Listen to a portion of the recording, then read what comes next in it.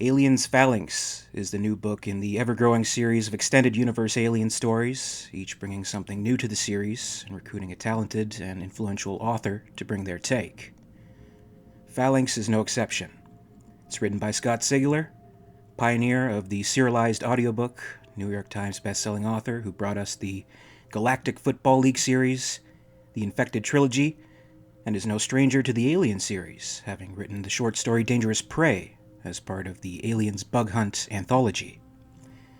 Now he returns to the world of Alien with Aliens Phalanx.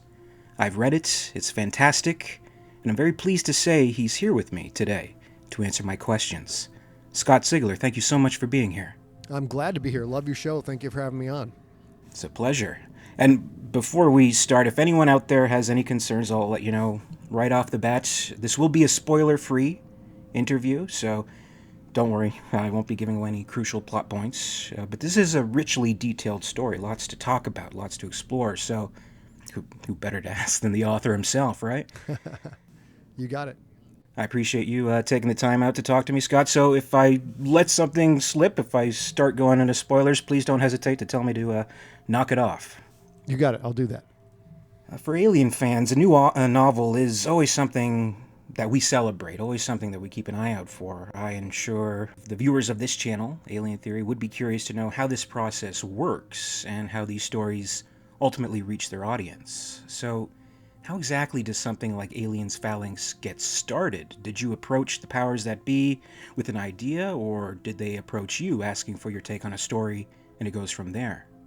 Steve Saffel, editor at Titan Books, approached me, and he was familiar with my work. We'd worked together on Dangerous Prey, which was the story that was in Aliens Bug Hunt, the first story fully told from the Xenomorph's point of view. And he liked it, and Fox enjoyed it too, so they approached me to throw out ideas for an Aliens novel. And I wrote, I think, about 10 separate ideas as a huge fan of the franchise and have read a lot in the Dark Horse world and several novels and just been following it since Aliens came out. I had tons and tons of ideas. I'd always wanted to write something in that universe. It's the only universe I've ever wanted to write in somebody else's sandbox. Everything else is, I enjoy a lot of different franchises, but Aliens is the one that has connected with me the most throughout my career. So I had plenty of ideas and sent Steve 10 or so, and then he asked me to further develop 5 of those and wrote up large treatments on all 5 ideas, and we gravitated towards what would become Phalanx. And from there, it was a matter of writing an even more detailed pitch to send to Fox, having Fox go through and say what we could and couldn't do, try and get ahead of it. And then came a big outline, and the outline was also sent to Fox, and they vetted that as well. Made a couple of minor adjustments on the outline, but overall, the story passed muster at Fox pretty quickly, and then we jumped right into the various drafts of the book and got to where we are today. So when you reached that point and kind of got the outline, how much free reign did you have with the story? Since Phalanx, this is such a different story, very, very much different than the usual Alien fare. Yes. What were the specific restrictions, if you want to call them that, or any lines that couldn't be crossed? Largely the lines that couldn't be crossed was don't reinvent the wheel. The people at Fox have enough on their plate trying to keep track of Aliens 3, and then Prometheus, Covenant, and the various things. And they, as far as I know, they're still trying to officially lock down what is canon and what is not. For example, the Aliens Predators movies are not considered to be canon, but sometimes they are. It's a little bit all over the map, and that'll happen when you have a franchise that's been around for this long and has had so many different creative hands in the pie. So one of the reasons that I pushed for Phalanx and Steve at Titan pushed for it was because of the way I had set up the story. It doesn't contradict anything that's out there. It doesn't contradict any of the movies. And as long as I kept that in mind, I had complete free reign to create the world I wanted to create and create the constructs that needed to be built to tell the story. So it was surprisingly liberating and easy to work with Fox on this. I went way too far into detail on Dangerous Prey, the story in Aliens Bug Hunt, because I've watched Aliens so many times and did a lot of research on entomology and worked with small unit tactic experts and several other areas to come up with a full behavior and biology that explained everything we had seen in Alien and Aliens. And Fox was very blunt to say that's too detailed. We don't want to do that because that locks down storytelling options for other people and for the rest of the franchise. So that was a big lesson for me to learn, which was, yes, people have considered all of these details before. A lot of the details with the xenomorph's life cycle have been intentionally left out so that there is room for the franchise to grow and room for stories to be told.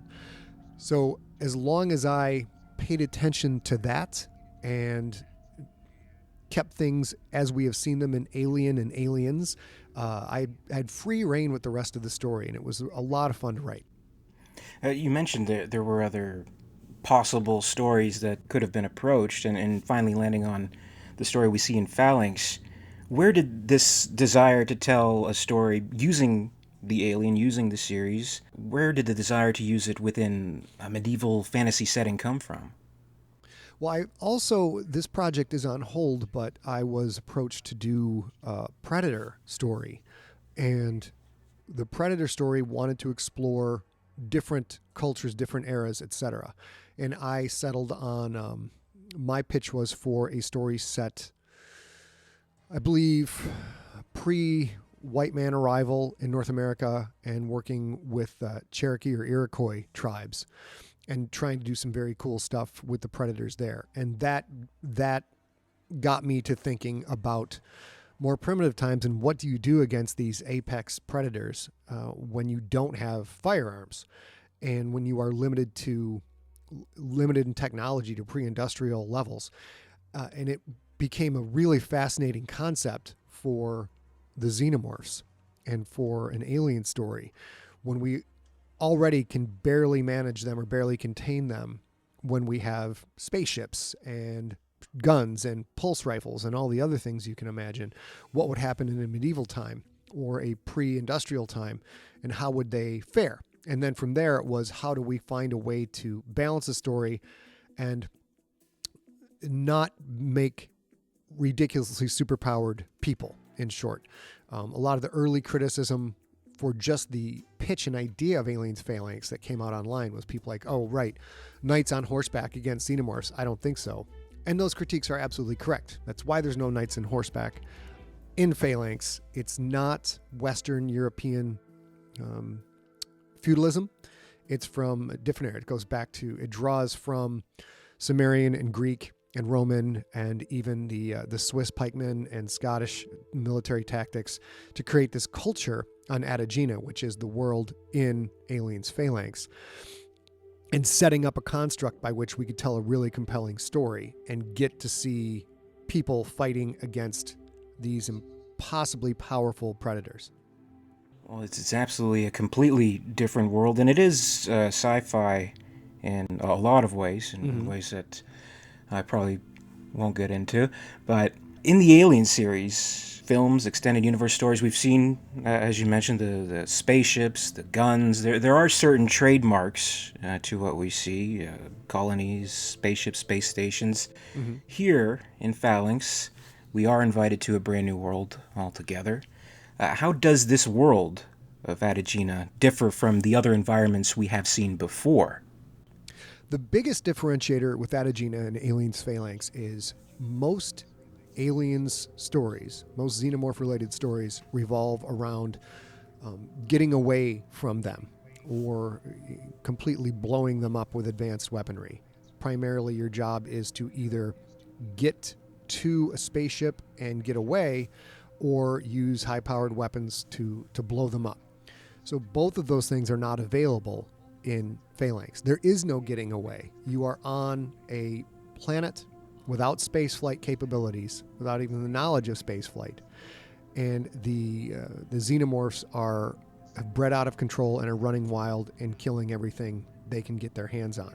So that is the biggest differentiator between this book and most of the other xenomorph related properties that I've seen is there is nowhere to run.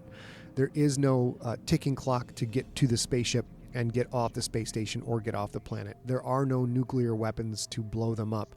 You can't nuke it from orbit just to be sure if there's no nukes.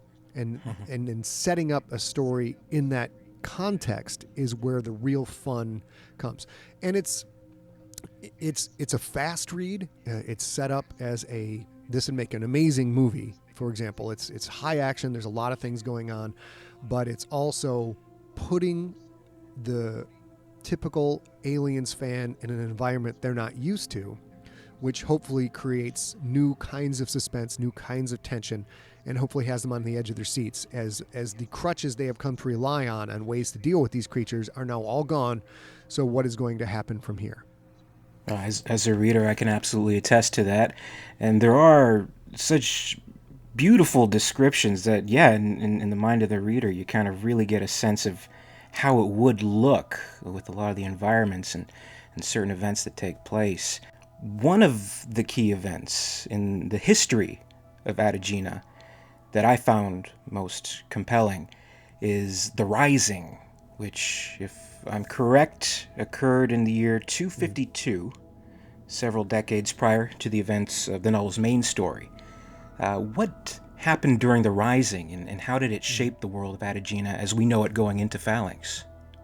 There are several mysteries that don't get fully explained within Phalanx, but the Rising is... this is fun for the readers of Xenomorphs, the Aliens fandom, because as a reader, you'll know exactly what happened, which is somehow there is a queen somewhere on this world, and they found a couple of hosts, and of course, things spiral completely out of control from there. So Atagena was a world with, roughly, if I recall correctly, somewhere between around 1 million people on it. And when the Rising starts, these people are woefully unprepared for this level of cataclysm, and civilization absolutely collapses across the planet. There is no, let's gather together and go fight the evil forces. They try, it doesn't work out very well. So the Rising is the expansion of the xenomorph population that the people in Atagena call demons. It is the expansion of the demons and the collapse and fall of civilization till you get to where we are when we start the story of Aliens Phalanx, which is a few clusters of human beings huddled into these ancient mountain fortresses that were abandoned for decades before the Rising. And this is where the last dregs of humanity hide out. And when the story begins, their primary goal is don't get discovered. That is what it all comes down to. Because the demons are so powerful, they know that as soon as 1 or 2 demons find out where they are, more will come, and it will be the end of that hold. One of my favorite characters in the book is General Bashor, Spider, as he's called, who is witness to the Rising. And as you mentioned, there is a lot to fill in on the fans' end, how they can kind of put the pieces together and still mysteries.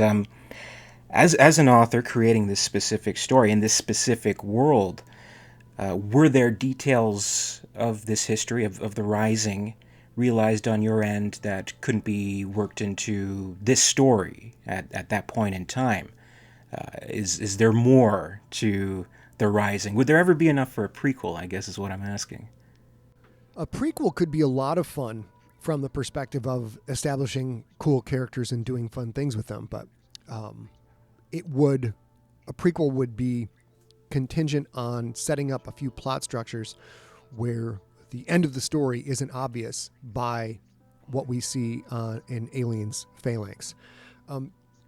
I have a full timeline. I work with all of my consultants. I've got military consultants, biologists, PhDs, doctors, a lot of people who've helped me with the stories over the years to make them as realistic as possible. And we use a password-protected wiki site to keep track of all the information. So everybody's working with the same world-building information. And we've got a full timeline, a full population graph, all kinds of really cool little stuff. that even the characters in the book aren't familiar with, but I can use to try and keep things internally consistent. So there are not only possibilities for a prequel or two from The Rising, but also the very rich history of Adagina in general and the growth of that culture. So there could be someday, but I don't know that I will ever get to those. But there's a treasure trove of stories to be told there. I'd imagine so. I'd be very, very down for that if that ever does happen. Now, you mentioned a lot of consultants, people helping you with bringing this story. In the opening of the novel, there's an acknowledgement specifically to Mike Cole, whose book Legion versus Phalanx you credit as being instrumental in writing this story. How was he involved, and what specific elements did he help define? Mike is a science fiction author. He's excellent. I advise everybody go check out his work. He is also a military historian and wrote Legion versus Phalanx is nonfiction, exploring the 5 crucial battles between the world-dominating tactic of the Phalanx versus the up-and-coming tactic of legions, of more modular type combat systems. And Mike goes into great detail explaining the weapons, the technology, the cultures behind the technology, the metals involved. It's fascinating book, but it was the basis for creating the cultures of Adagina and showing some convergent evolution, if you will. These things, these basic tactics that human beings can use for military strategy are not limited just to the Earth. Some of these things are common sense and will evolve naturally on their own, no matter what kind of culture you are looking at. So Mike's book was a way to ground everything I was saying in absolute reality, even down to details like how much weight should soldiers be carrying? How long should the spears be? What are different types of close-in tactics, far-away tactics, morale, feeding of the troops? A lot of amazing detail in those stories. Mike's also a personal friend of mine. He's a great guy. And I bought that book just because I was very interested in reading it. And then it helped influence a lot of the stuff that went on in Aliens Phalanx. Well, there really is an authentic feel to the combat in this novel, from meticulous planning, formations, details as the combat plays out moment by moment. I do want to be mindful of spoilers, but I don't think I'll be giving too much away to say there are battles against man and alien in this story. While reading the book, I often found myself thinking, I wonder if this would really work. But then, obviously, I have to stop and laugh at myself. I'm a big Alien fan, but I know the xenomorph is fiction. But it was convincing, which is what I really liked about it. And I think within this setting, there's a very successful emphasis on just how hard these fucking things are to kill. Mm-hmm. Did you look at specific stories and different ways that the xenomorph has been killed previously to keep that kind of continuity in their strength and their abilities? Was there a rule set that you developed in portraying how they would be killed in this story? The primary background for this book is alien and aliens. Most everything else, this story doesn't contradict anything that followed, but it has slavishly, it pays attention to those two movies and the life cycles that we saw on the screen. So I'm not even counting, deleted scene of Dallas from Alien. I'm not counting a lot of the deleted scenes from Aliens. The primary theatrical release that we saw for those two movies is the basis by which the xenomorphs on Adagina function. And yeah, the tactics are the real fun of the book, because we all know from watching the movies and reading all the subsequent properties that a single human being against a single xenomorph is hopeless, especially if you don't have guns. There's zero chance of survival. It's only through intricate cooperation that human beings would have a chance against these things at all. And then we increase the danger quite a bit by increasing the number of xenomorphs. So that was one of the discussions I had with Steve Saffel and Titan and Fox, was they wanted this to be an alien book in their series. And I had to go to bat for, there's a whole lot more than one or two of these things. This is much more akin to the James Cameron movie, where we are seeing multiple aggressive xenomorphs coming in.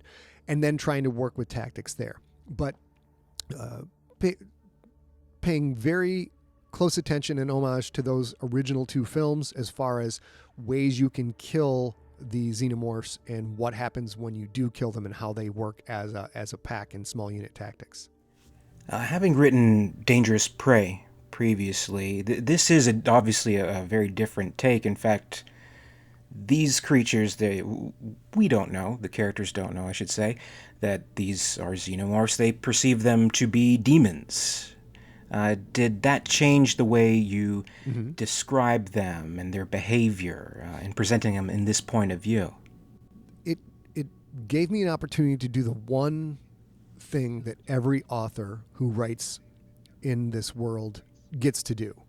The one treasured bit of creativity, if you will, is every author I've ever read, every long-form fiction author I've read who's written in this world has to describe what the xenomorphs look like. And like Alex White has an amazing description in Cold Forge, and Tim Lebbon's work, no matter where you go across the spectrum, that's sort of the one point where an author gets to fluff their poetic feathers and say, this is the way I see them, and it's super fun. But having to describe the xenomorphs and not being able to use any kind of modern terminology at all created a bit of a fun challenge. So yes, there is a constant dance in Phalanx where everyone who reads this book, almost everyone who reads this book, is going to know vastly more about the demons than the characters in the book. So that's the real, walking the tightrope in the story is showing how much the characters know, making sure that they are intelligent people and not just dummies who run off to I'll go look in the haunted house. Let's see what happens up here. A lot of the crutches people rely on for horror fiction are not present here. These people, I think, behave like you and I would behave in a similar situation. But at the same time, I have to balance that against their complete lack of knowledge of what's going on and against the fact that the readers have all of this information at their disposal. So they're going to be in their head, why don't characters do this? Why don't the characters do that? And if I've done my job correctly, that question, why don't the characters do X, Y, and Z, will be more of a hopeful, I hope they figure this out for the reader than, oh, this is stupid, they're not doing this thing right here. So that's the big challenge in this, is when you're coming at it from people who not just don't know about the xenomorphs, but don't know about science in general. It creates a lot of challenges and also opens up a lot of possibilities.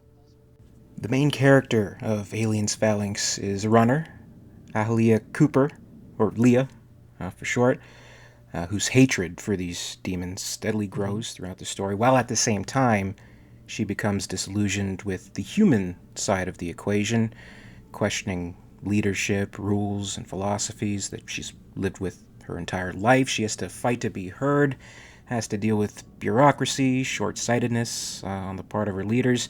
There's some truly frustrating interactions with other characters where if everyone just listened to her, everything would be a lot smoother, to say the least. Often dismissed, told to stay in her place, things like that. Since the first movie, Alien, with Ripley, there has always been sort of a tradition in Alien stories to see a female character who takes charge of the situation, almost reluctantly, but works to the fullest of their resources to ensure the safety of those around her. Would it be fair to classify Leah as a Ripley-like character following in that tradition, or did the character and story just evolve that way? I think it's fair to say she's got some of the same traits as Ripley. In Alien and Aliens, gender is not a factor. Ripley is not marginalized or belittled simply because she's a woman. The two movies are fairly progressive, forward-looking, future-thinking movies in that regard.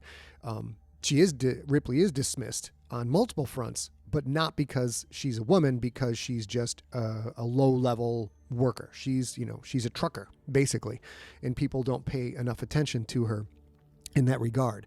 So, but the female character who is thrust into the role of utter responsibility and is the one who sort of sees the threat before anyone else, that's the key archetype that Leah is, and that Ripley is. These are people who see the threat for what it is, see the possibilities of where it can go, and also kind of have that vision of how to deal with the situation, which is where the two characters are a lot alike. And yes, I do think that is a tradition of this franchise.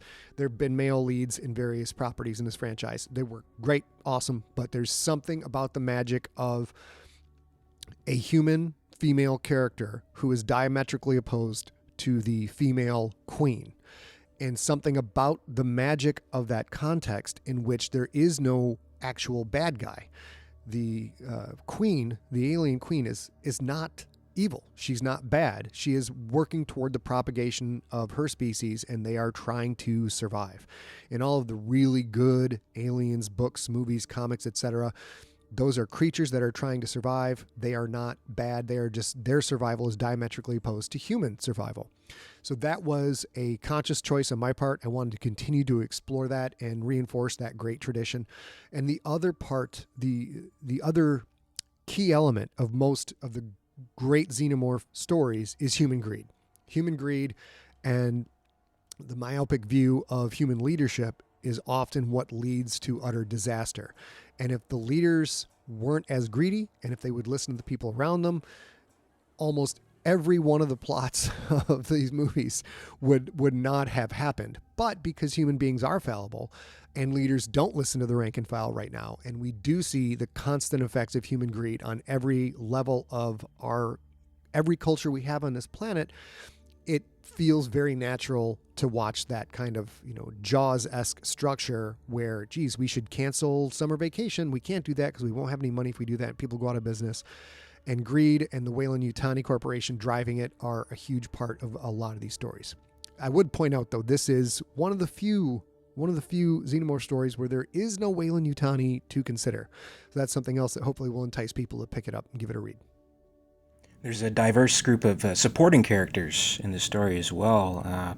In addition to Leah, Brandon, Crean. I really like Crean. Very smart, but very crass. Panda, Tolio. Was there a favorite character for you to write personally? Someone you wanted to give as much light in a supporting role of the story as possible? The balance for me there was Brandon and Crean. Those were the two key supporting characters to me. They are part of Leah's runner team. Runner teams consist of 3 people, and the purpose of a runner team is to do trade, communication, and commerce between these incredibly isolated holds. The holds are largely underground, but you have to go up to the surface to go from one hold to the next. And the holds are so far apart, they're days' marches through the mountains. And it is the most dangerous job on the planet, and it has a very low survival rate. And Leah is a recently promoted leader of this team with Crean and Brandon. And Crean is all the brains, not so much in the common sense department. He is a potentially culture-changing level of genius. He would be the guy that designed the Sphinx or the pyramids way back when in Egypt. And watching him, but like every other person, he is forced to go out and do runs. And this is a culture that is dominated by large physically proficient males, simply because they can throw their weight around and get their way in the holds. So Crean, being a very small person, even though he's male, is kind of screwed because there isn't enough structure in this culture to recognize his raw genius. So he is probably going to be relegated to do runs until he is killed by one of the xenomorphs. And there's a lot of tragedy and frustration in that, because as a reader, you can see, like, if they would just help this kid and put him in a lab somewhere, great strides could be taken. We might be able to beat these demons, but that doesn't happen for him based on the way the culture is set up.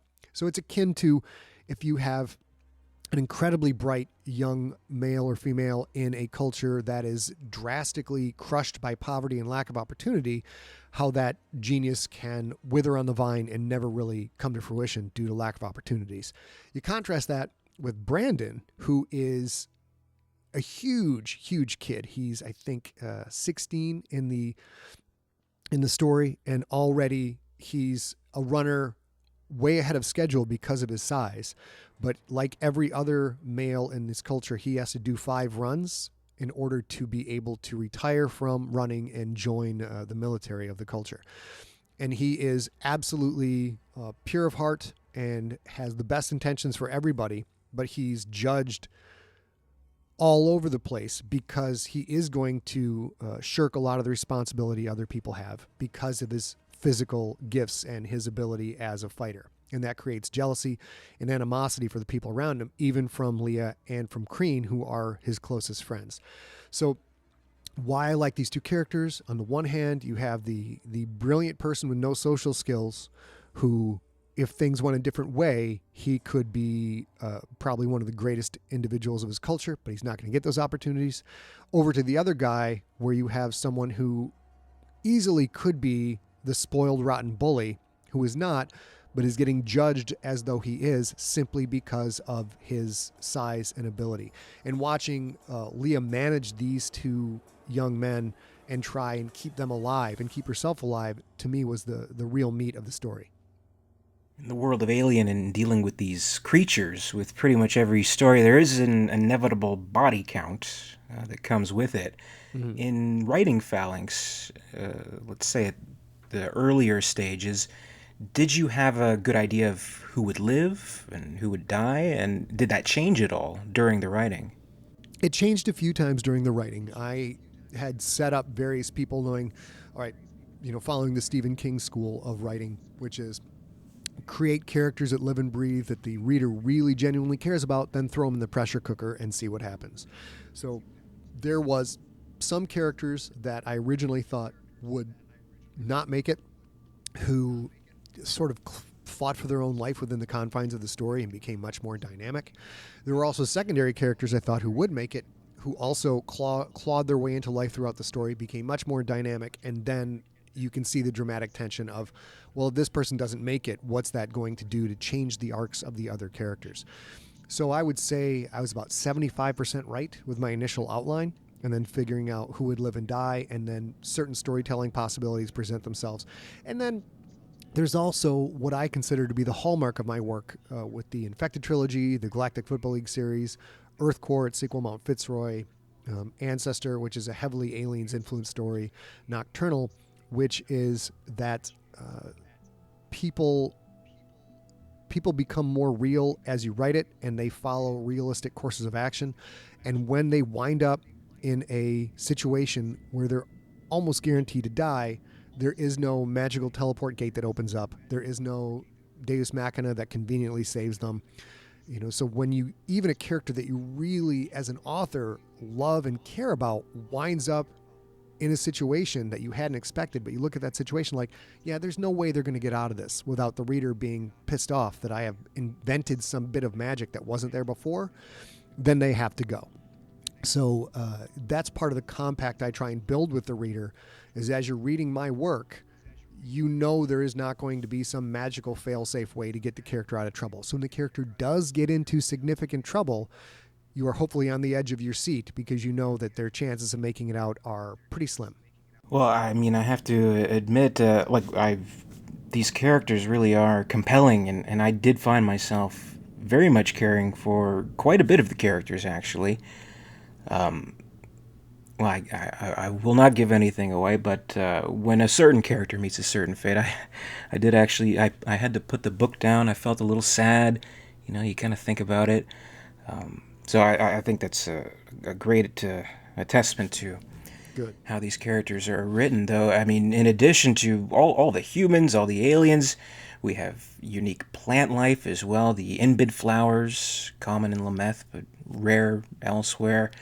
The Lisa's roots, capertine leaves, crucial in developing the antidote to the Guinness flu.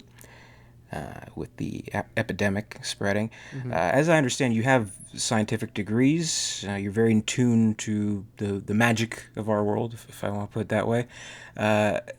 What kind of research, specifically with plants and foods and potions, medicines, what contributed to bringing that to this story? Well, there's a lot of medication available today that has its roots in pre-industrial civilization. And a lot of that is done by trial and error.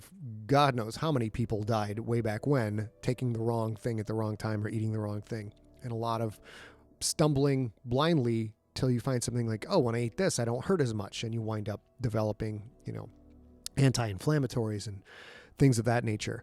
So a lot of what we see in Phalanx is modeled after real world plants and organisms. And it's also emulating the structures that we have seen evolve over multiple cultures over the history of human civilization. Certain plants, animals that work in a certain way on the human body, and eventually we sort of figure that out. The other thing it's looking at is the significant effect of disaster, cataclysm, even civilizational collapse on losing some of that knowledge and watching the subsequent flourishing of diseases. And when things go south, and we can even see this today in 2020, you can look at war-torn places on Earth and you can see that the rates of disease are so much higher due to a lack of medication, due to a lack of clean water, a lack of sanitation. So these are real world things that happen to the citizens of Atagina when the Rising happened and when civilization collapsed. It wasn't just the xenomorphs that killed people. It was thirst. It was starvation. It was contagious diseases. This population just got hammered. And there's a lot of historical parallels drawn between the arrival of Europeans in North America, where the vast majority of the native population of North America that perished did not perish due to bullets or knives or anything like that. There's straight up disease, smallpox, and any other number of contagious diseases that they had never been introduced to before. So that is, I try and keep a lot of science in my work, but also obey some of the structures that we see repeated over and over again throughout our history are easily transplantable to a fictitious situation, a fictitious culture. We're also introduced to Atagina's insect and animal life, which is also very interesting. My favorite has to be, if I'm pronouncing this right, the Voedervert. Mm-hmm. This is a creature that appears all throughout the story.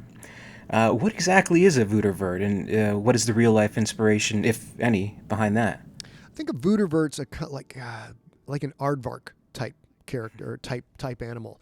They are kind of cute, kind of stinky, and they're diggers. So they are important to the story because they dig these burrows that they can make their temporary home, and it's one of the places that runners can hide. So if you are a runner in this story, they mostly come out at night, mostly. And when you're a runner, your runs can take 2, 3, even 4 days just to go one way, not counting the way back. Surviving the night is the biggest challenge of a runner. And if they can find Voedervert burrows, they can hide in them and just put a little camouflage net over the front. And they are largely insulated and protected from any of the roaming, hunting demons that are out looking for new victims. So that's where the Voedervert comes from. And there's, tragic scene where they, if they are too close to the holds and they can damage the hold structure, well, then they've got to be killed. And they also provide something that's very rare in Atagina, which is a source of meat. There's starvation and malnourishment is a huge problem in this world when the story begins. I've been following updates on the book since first hearing about it, following you on Twitter, @ScottSigler, and recently someone brought an interesting concept up, which you replied to, a graphic novel interpretation. You said you'd be open to it. I think that's a great idea. That's something I'd love to see. The early reviews have been stellar. I love the book. I feel very enthusiastic about it, and I think as it's released, the fan response is, I think it's going to mirror these early reactions. So what can fans do on our end to make something like that a reality?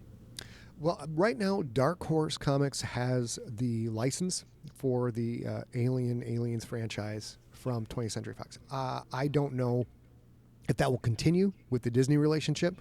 I know that Titan also was grandfathered in and is finishing up their work. And then I believe people at Disney will review and see if they want to go with a new publisher or what they want to do. The biggest thing people can do is write Dark Horse Comics and tweet at and Instagram at Dark Horse Comics. Say, we would love to see this as a graphic novel.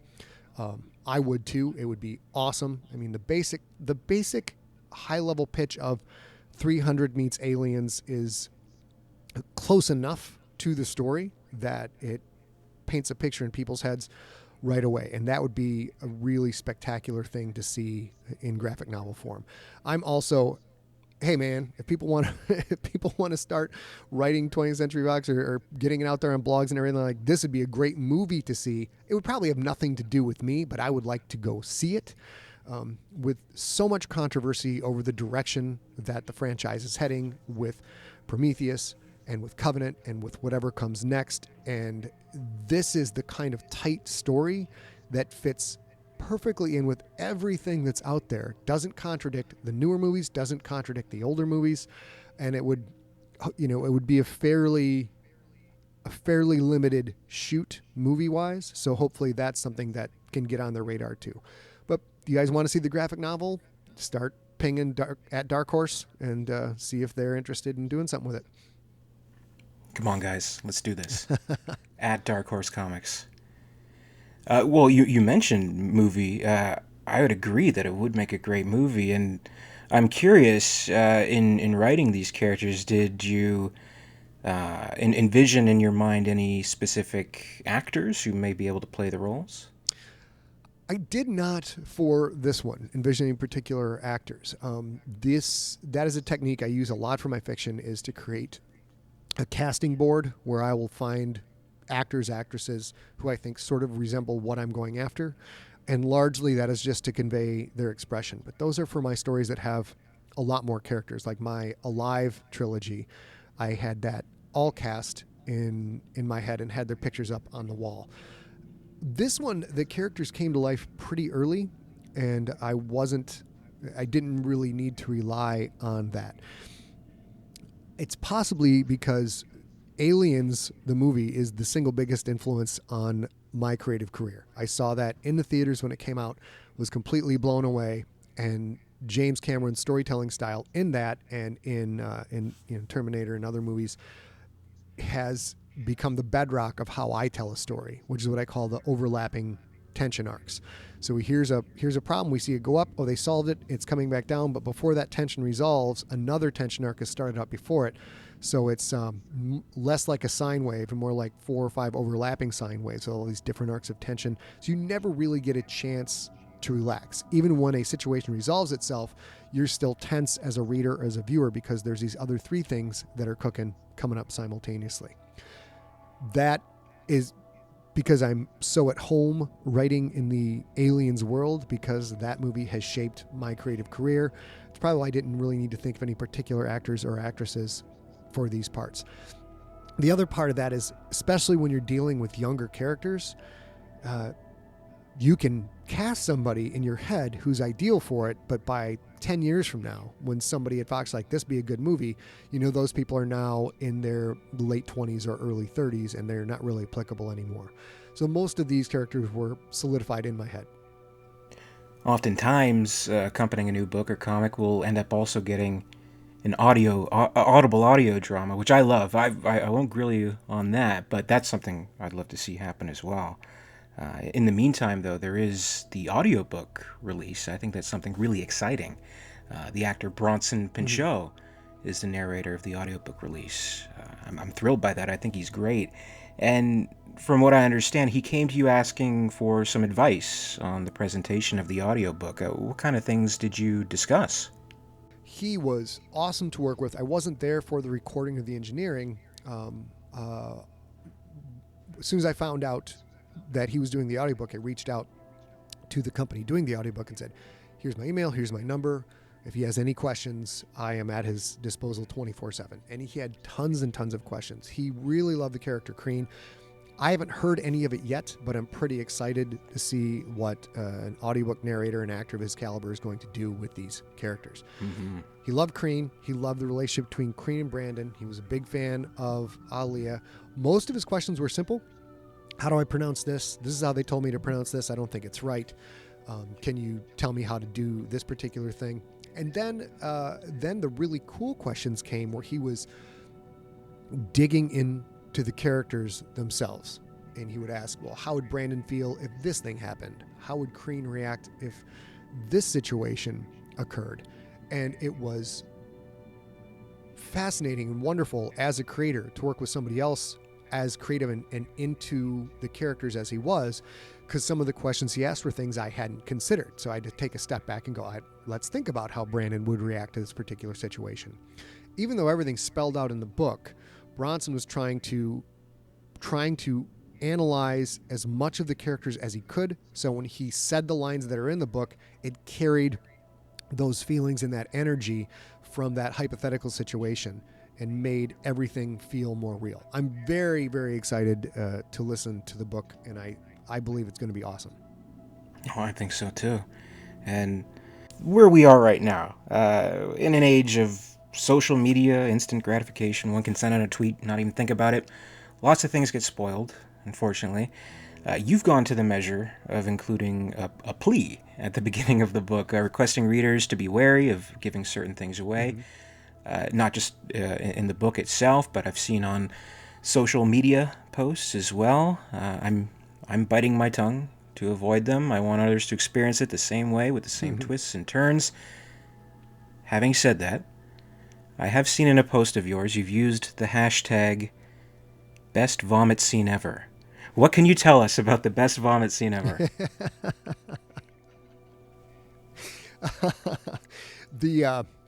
A lot of the crass humor that readers will see from Crean is my particular sense of humor, which is occasionally off-putting and potty humor, for lack of a better word.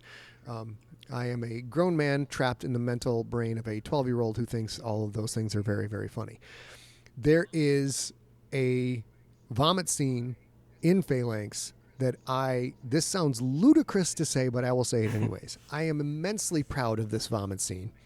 I put an enormous amount of days and days of work into just this vomit scene, and I can't give any of the context around it, but trying to find ways to communicate what was going on.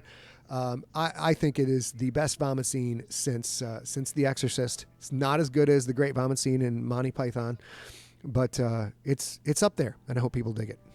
And while I'm further mindful of spoilers, with these new books, when they come out, I always like to look out for the little Easter eggs here and there, little nods or homages. I think I've spotted a few in Phalanx, but there's one I wasn't 100% sure on. I can always edit this out if it's too much of a spoiler, but there is a moment when a character is trying to get the attention of an alien. They yell out, "Hey, fuckface, come and get me." My mind goes to Alien 3, the prisoner Jude. He says something similar. Was that a nod or an isolated fuckface? I think that was an isolated fuckface. Although sometimes it's difficult to tell. I've watched Aliens 3, 4, 5 times probably.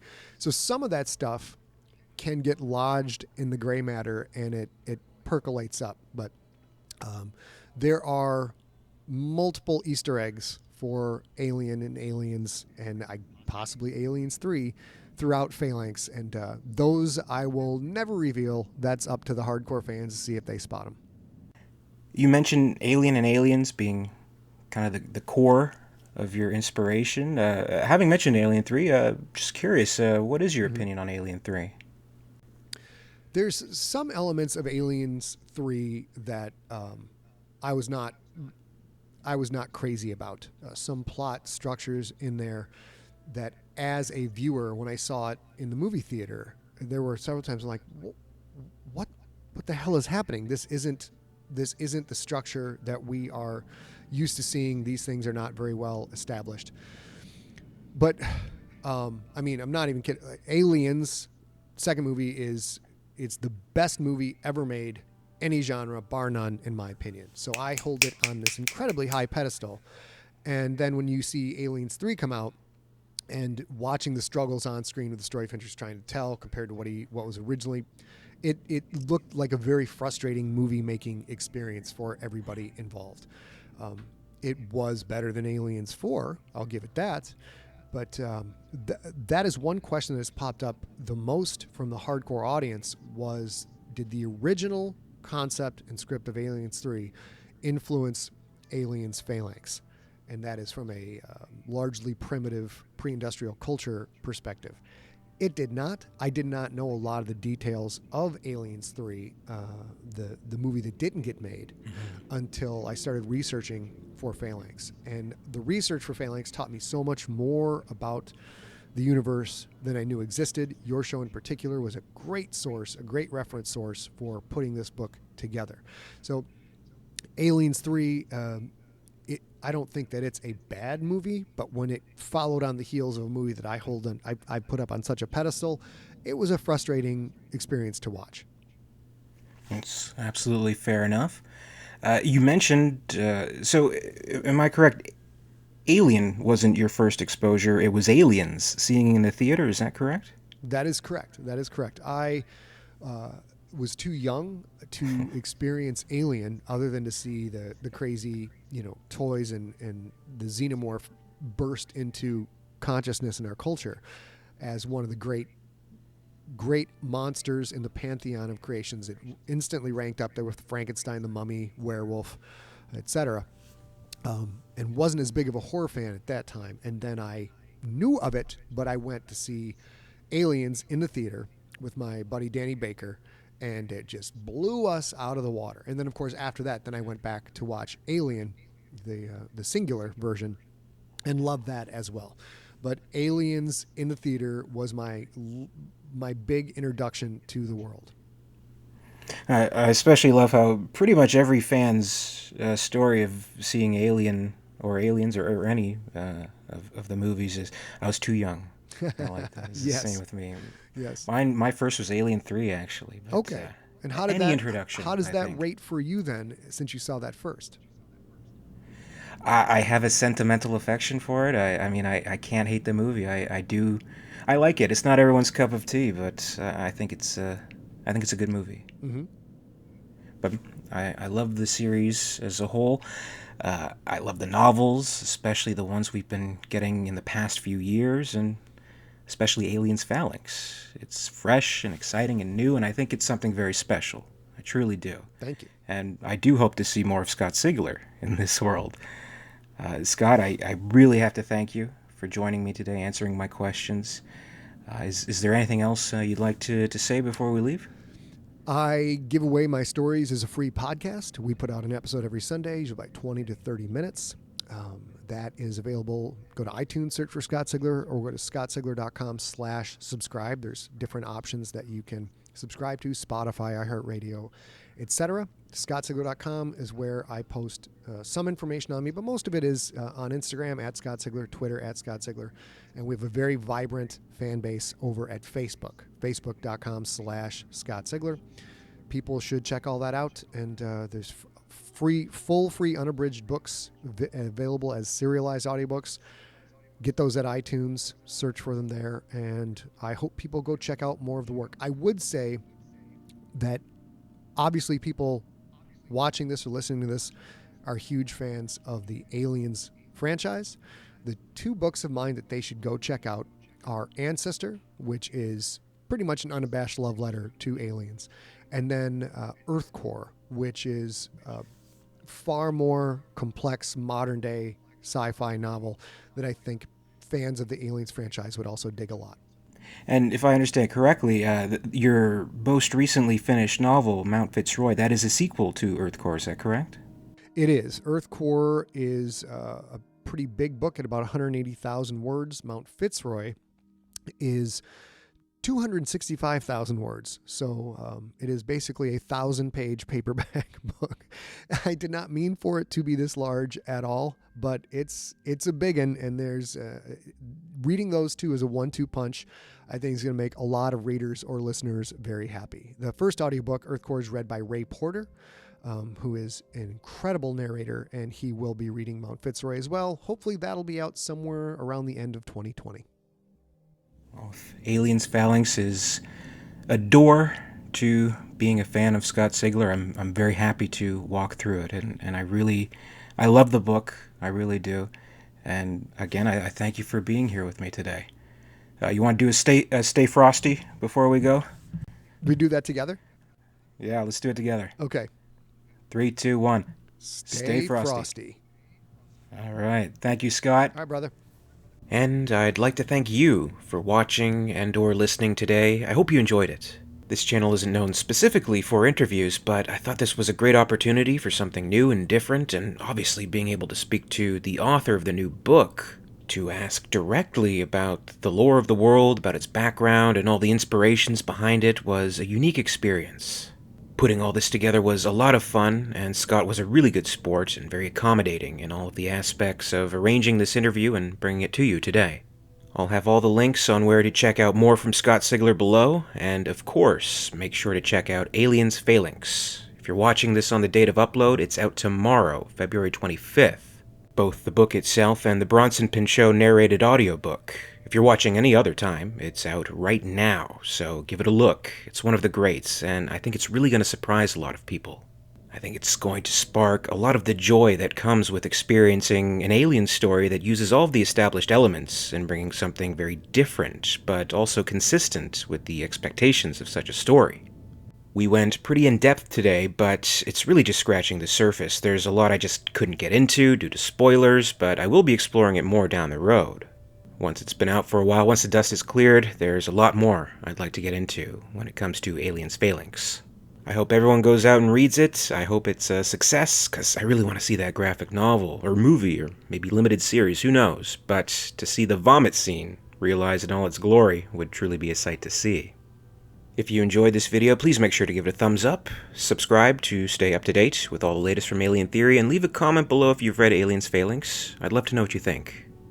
My huge thanks goes to all the patrons, the Patreon Hive, Queen, Albert Newell, WEYLAND YUTANI executives, EmYarUk and Mark Fox, and in the Ellen Ripley tier of excellence, Lady Anne. Thank you guys so much for your support.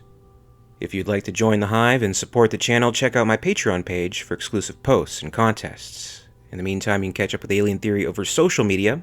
Follow at Alien_Theory on Twitter and at AlienTheoryYT on Facebook and Instagram for more. And until next time, this is Alien Theory, signing off.